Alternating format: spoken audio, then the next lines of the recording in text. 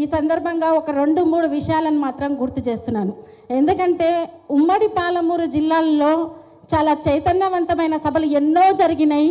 అది ఎక్కువ శాతం మహేష్ రెడ్డి అన్న ఆధ్వర్యంలో, పట్నం నరేందర్ రెడ్డి అన్న ఆధ్వర్యంలో పరిగి గడ్డ మీద, కొడంగల్ గడ్డ మీదనే జరిగినాయి.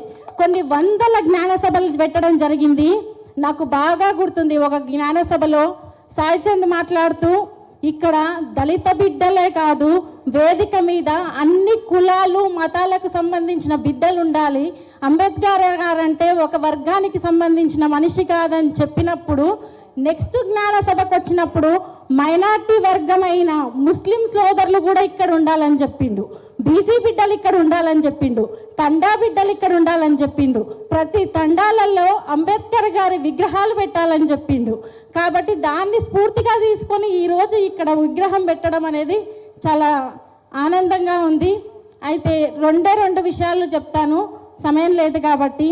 కేసీఆర్ గారు 125 అడుగుల విగ్రహాన్ని హైదరాబాద్ నడి ఒడ్డు మీద పెట్టేటప్పుడు అంతకు ముందు రోజు ఒక చర్చ జరిగింది.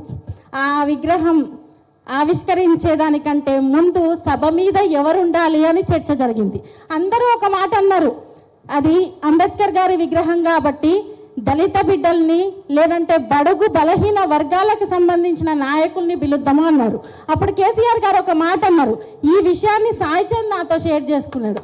ఒకటి, అంబేద్కర్ గారు అంటే అందరి వాడు కాబట్టే అంబేద్కర్ గారిని విగ్రహాన్ని ప్రతి చోట ప్రతి గ్రామంలో ఊరికి చివర్లో పెడుతున్నారు కాబట్టి అంబేద్కర్ గారి గొప్పతనం చరిత్ర తెలవాలని చెప్పి నేను 125 అడుగుల విగ్రహాన్ని హైదరాబాద్ నడిబొడ్డున పెడుతున్నా.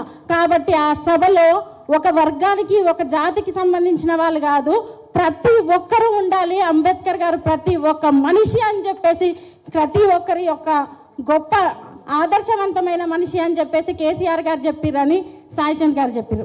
అంతేకాదు ఇంకొక చిన్న విషయం, అదే వేదిక మీద సాయిచంద్ గారు ఒక మాట అన్నాడు.